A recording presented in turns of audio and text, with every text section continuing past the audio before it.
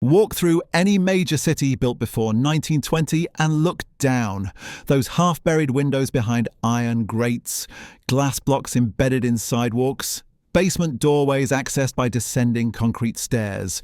According to hundreds of thousands of people online, these aren't normal architectural features. They're proof that a global catastrophe buried entire floors of buildings, wiping out an advanced civilization we've been taught never existed. The Tartarian theory has exploded across social media. Nearly 300 million views on TikTok alone. Thousands of videos dissecting old photographs, analysing basement windows, questioning why ornate buildings seem too advanced for their supposed construction dates. The core claim sounds almost reasonable at first. Cities around the world show similar patterns. Ground floors that became basements. Windows half swallowed by sidewalks. Ornate architecture that conspiracy theorists insist couldn't have been built by the civilizations we credit. But here's what actually happened, and it's far more interesting than the conspiracy. Those basement windows weren't buried by catastrophe. They were designed that way, deliberately. Before electric lighting transformed urban life in the late 1800s, basement spaces faced a fundamental problem: complete darkness. You couldn't work down there, couldn't store goods safely, couldn't use the space for anything requiring visibility. So builders developed an ingenious solution. They excavated window wells, small trenches extending below street level, allowing natural light to reach basement windows while keeping the main floor elevated above the street. This wasn't some lost technology. It was standard practice documented in architectural manuals from the 1700s onward. The process was straightforward.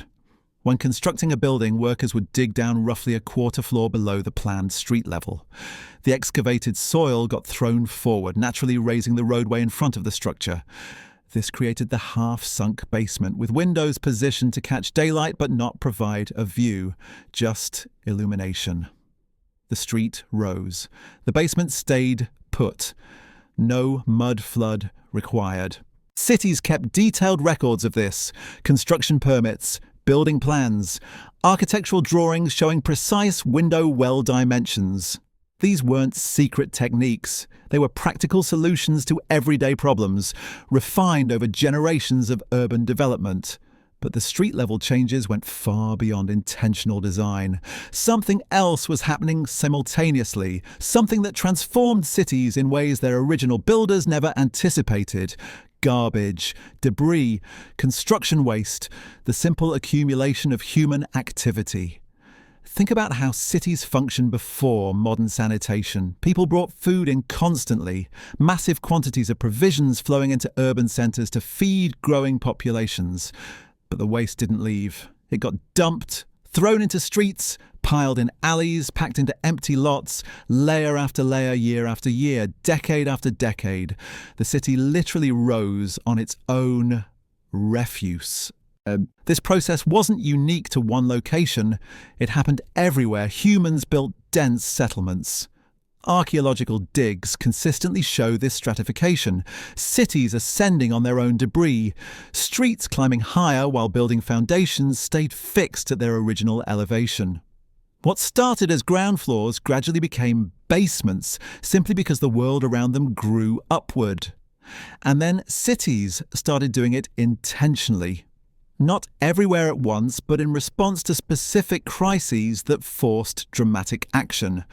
Seattle's transformation remains one of the most dramatic examples. In 1889, fire devastated the downtown core. When city planners surveyed the damage, they recognized an opportunity. The original settlement sat at nearly the same level as Puget Sound, creating constant flooding problems. High tides regularly swamped the streets. Heavy rains turned roads into rivers. The solution was bold: rebuild the entire downtown area one story higher. This wasn't done overnight. It took years. Workers constructed retaining walls along existing streets, filled the space between with soil and debris, created new roadways elevated 12 feet above the original street level. Building owners faced a choice: raise your structure using elaborate systems of jack screws and mechanical lifts, or accept that your ground floor just became a basement. Many chose the latter. Too expensive, too risky, too complicated. So merchants simply moved their operations to the second floor. The new ground level, the old storefronts, the original sidewalks, the street-level entrances all remain below, accessible, visible, preserved, creating what's now called the Seattle Underground, not buried by catastrophe, deliberately built over by city engineers solving a drainage problem. Chicago did something even more ambitious. By the 1850s, the city faced a public health nightmare. Built at nearly the same elevation as Lake Michigan, the streets had nowhere to drain.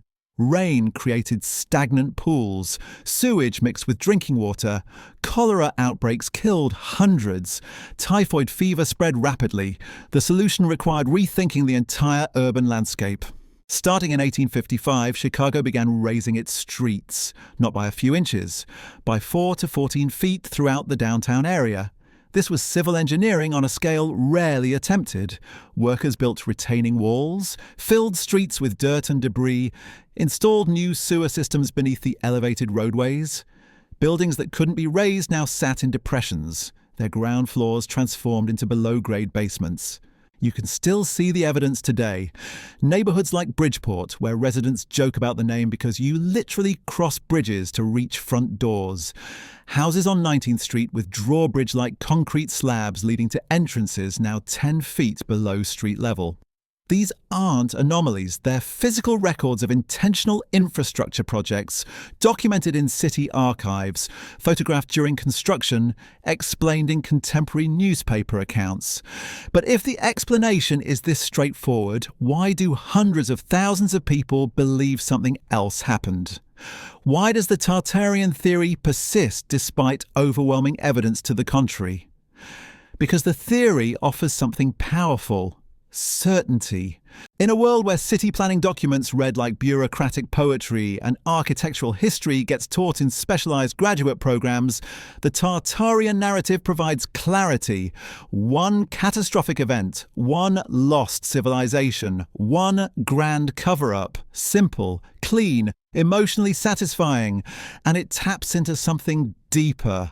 A widespread feeling that modern architecture lacks the grandeur of older buildings. Walk through any American city.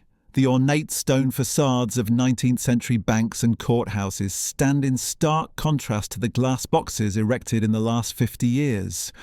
That difference feels significant. It feels like loss, like we've forgotten something fundamental about how to build beauty. The Tartarian theory takes that feeling and transforms it into a story. Those older buildings weren't created by our ancestors using conventional methods and inexpensive labor. They were inherited from an advanced civilization whose knowledge was deliberately suppressed. The elaborate stone carvings, the precise symmetry, the sheer scale of construction, all evidence of capabilities we've lost rather than techniques we've simply stopped using. But here's what that narrative misses entirely: labor costs. Before industrialization, human labor was remarkably cheap. Skilled stonemasons, while respected, weren't commanding the hourly rates that would make ornate carving prohibitively expensive. A craftsman could spend weeks sculpting decorative elements into a building facade because his wages represented a tiny fraction of the total construction budget. The materials themselves, limestone, granite, marble, were abundant and locally sourced in most regions. Compare that to modern construction economics. Labor now represents the largest expense. Factory-produced materials like steel, concrete, and glass are comparatively cheap. The financial incentive structure has completely reversed. Elaborate hand-carved stone details that made perfect economic sense in 1880 would bankrupt a project today. Not because we've lost the knowledge of how to carve stone, because we can't afford to pay someone to do it for months on end. That's why contemporary buildings look the way they do. Economics, not amnesia. The conspiracy theory also fundamentally misunderstands how architectural styles spread across the world. Neoclassical government buildings appeared in Melbourne, Buenos Aires, and Washington, not because they were all constructed by the same vanished empire. They look similar because architects trained in the same European institutions, studied the same pattern books, and deliberately copied successful designs from other cities.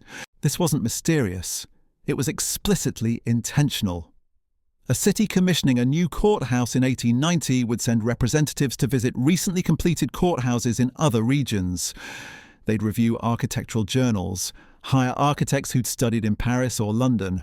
The goal was to create buildings that projected authority and permanence using established aesthetic language everyone recognized. That's why civic architecture across continents shares common elements during specific periods. Not hidden inheritance from Tartaria, documented transmission of architectural knowledge through entirely conventional channels. Then there's the photograph problem. One of the most compelling pieces of Tartarian evidence involves images from the late 1800s showing major cities with eerily empty streets. Grand buildings stand in apparent isolation, few people visible, streets that look unpaved or covered in mud. Theorists argue these photos captured cities in the immediate aftermath of the mud flood catastrophe, before populations recovered. The actual explanation requires understanding 19th century photographic technology. Early cameras needed extremely long exposure times, seconds, sometimes minutes for a single image.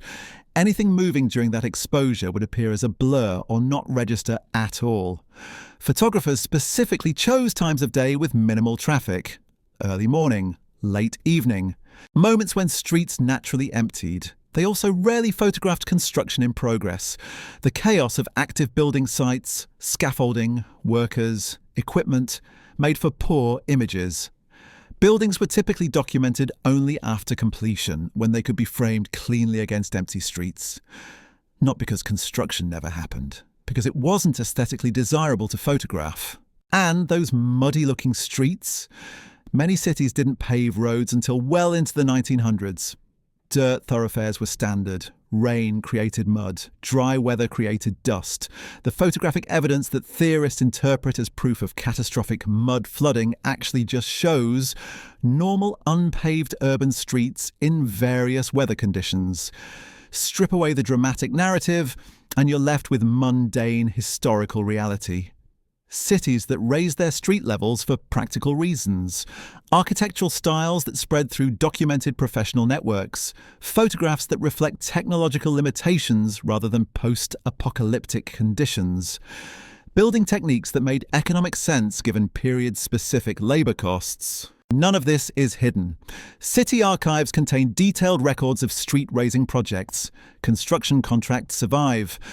Architectural journals from the 1800s discuss techniques and costs openly. Photographic manuals explain exposure requirements. The information exists, accessible, verifiable, boring. And maybe that's the real issue. The truth about urban development isn't cinematic. It's gradual accumulation of garbage-raising street levels over decades. It's bureaucratic decisions about sewer placement. It's economic calculations about labour costs versus material costs. It's architects copying each other's homework across continents. The Tartarian narrative offers an alternative, a story where grand architecture implies grand civilization, where partially buried windows prove catastrophic floods rather than routine infrastructure upgrades, where empty streets in photographs suggest depopulation rather than long camera exposures. A story that feels more significant than the incremental documented reality of how cities actually evolved. But significance and truth aren't the same thing. And the question becomes, what do we lose when we choose the emotionally satisfying story over the complicated, well-documented one? We lose the ability to understand how cities actually work, how they adapt, how they solve problems, how they layer centuries of human decision-making into physical space. Every partially buried window tells a story about urban planning priorities. Every raised street documents a moment when public health trumped property rights. Every basement lit by sidewalk vault glass reflects an era before electrical infrastructure. These aren't mysteries. They're readable histories, written in stone and brick and filled dirt. But reading them requires accepting that history is messy, that cities evolved through thousands of small decisions rather than grand designs, that our ancestors were solving practical problems with available tools rather than inheriting impossible architecture from vanished empires. The Tartarian narrative erases all that complexity in favour of a single explanation that requires no understanding of urban development, construction economics, or photographic technology. It's intellectually effortless. And that's precisely the appeal. Consider what it would actually take for the conspiracy to be true. Thousands of architects, city planners, historians, and archaeologists across dozens of countries would need to maintain perfect coordination. Construction records would need fabrication. Architectural plans would need backdating. Personal correspondence between builders and clients would require wholesale invention. Newspaper archives documenting construction progress would need systematic alteration. Photographs showing buildings mid-construction would need suppression or elimination. And all of this would need to happen continuously for over a century. With 0 participants breaking ranks, 0 documentation of the conspiracy itself surfacing, and 0 physical evidence contradicting the fabricated timeline. The scale of coordination required makes the Manhattan Project look like a book club. Yet conspiracy theorists propose this happened seamlessly across multiple nations, languages, and political systems, all to hide the existence of Tartaria. Why? What possible motivation would drive such an effort? What threat does an ancient empire pose to modern powers that would justify this level of sustained deception? The theory never addresses these questions because addressing them reveals the logical collapse at its center. Instead, it focuses on visual anomalies that feel mysterious until you understand the context. A partially buried window becomes evidence of catastrophe rather than evidence of intentional design. An empty street in a photograph becomes proof of depopulation rather than proof of long exposure times. Similar architectural styles across continents become evidence of a unified empire rather than evidence of documented professional networks. Each piece of supposed evidence relies on the viewer not knowing the actual explanation. The moment you introduce historical context, construction documentation, or photographic technology, the mystery evaporates. What remains is normal urban development captured in normal photographs using normal building techniques of the era. Not hidden, not suppressed, just not as cinematically satisfying as a lost civilization destroyed by mud floods. And here's what's genuinely concerning about this. The Tartarian theory didn't originate as innocent speculation. It emerged from Russian nationalist pseudo-history in the 1970s and 80s, promoted by figures like Anatoly Fomenko and Nikolai Levashov. In its original form, Tartaria was presented as the real name for Russia, deliberately ignored by the West. The theory served specific political purposes, supporting territorial claims and notions of Russian supremacy. That ideological foundation remains embedded in the narrative even as it spread to English-speaking audiences who may not recognize its origins. When you share Tartarian content, when you treat it as legitimate historical inquiry, you're amplifying a framework designed to promote ethno-nationalist ideas. The architecture becomes secondary. The photographs become props. The real function is undermining trust in historical institutions while suggesting that conventional scholarship deliberately conceals truth. It's the same mechanism used by other conspiracy theories. Identify gaps in public knowledge, propose dramatic alternatives, frame skepticism as proof of cover-up, create communities around shared rejection of mainstream explanations. The difference is that architectural conspiracies feel harmless. Nobody's getting hurt by speculation about old buildings, except that's not quite true. It's not. We're training ourselves to reject documented evidence in favor of emotionally satisfying narratives. We're learning to distrust expertise without understanding what expertise actually involves. We're choosing mystery over knowledge because mystery feels more significant. And those habits of thought don't stay contained to architecture. They spread. They become templates for evaluating information in other domains where the stakes are considerably higher. So what do we do with this? How do we engage with genuinely fascinating historical questions without falling into conspiratorial thinking? Start by checking if documentation exists before assuming it doesn't. City archives are accessible. Construction records survive. Architectural journals from the 1800s are digitized. The information is there if you're willing to look for it rather than assuming its absence. Ask what evidence would disprove the theory. If no possible evidence could change your mind, you're not investigating. You're believing. Understand that complexity isn't the same as conspiracy. Cities develop through countless independent decisions that create patterns without requiring coordination. Similar outcomes don't prove singular causes. And recognize that the documented truth is often more interesting than the invented alternative. The fact that Chicago raised entire buildings using jack screws is remarkable. The fact that Seattle created an underground city through deliberate engineering is fascinating. The fact that photographers in the 1800s had to choose between capturing movement or capturing detail reveals something profound about how we've constructed visual records of history. These stories don't need embellishment. They just need attention. The real history of how cities evolved, how construction techniques spread, how photography shaped our understanding of the past. That's the actual mystery worth investigating. Not because it confirms what we want to believe, but because it reveals what actually happened. The basement windows are still there, the raised streets remain. The photographic evidence sits in archives anyone can access. None of it disappeared. None of it was hidden.